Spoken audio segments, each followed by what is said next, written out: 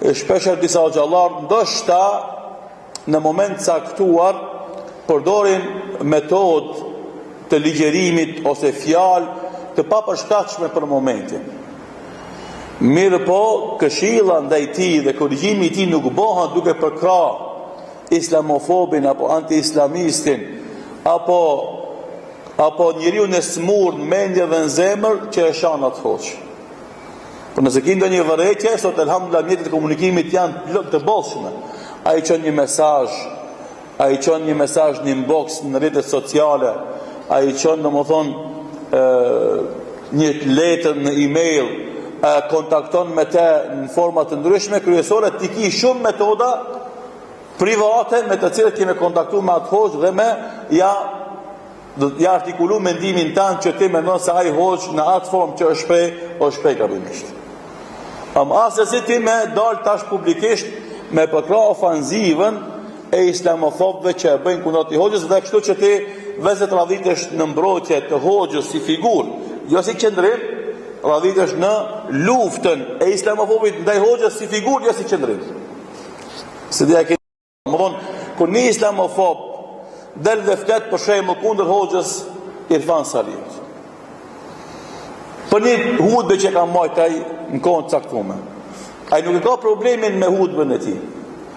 Ai ka problemin me veprimtarinë si hoç, edhe famën që e ka në mesin e rinisë. Edhe e shfrytëzon që në momentin si pretekst me sulmuat hoç.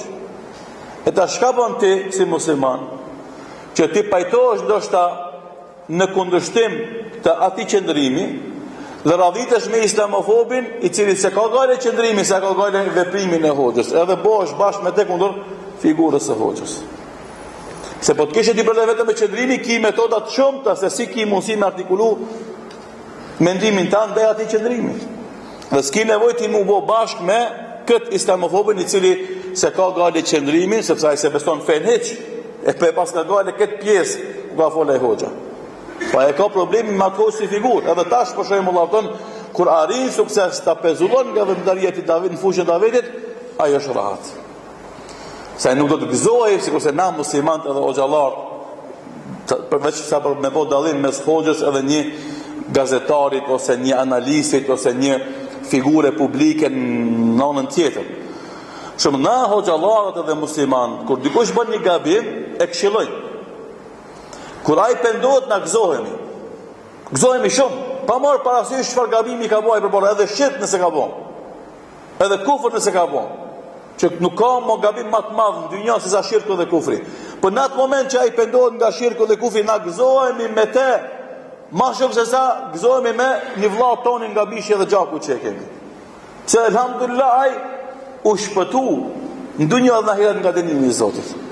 Ata edhe kjo fatkeqësisht me kësi lloj ngjyrimi ngjyrosin edhe disa musliman në emër, ata nuk do të gëzoheshin nëse një hoç që ka bë gabim gjatë ligjerimit të tij do ta korrigjonte gabimin e tij.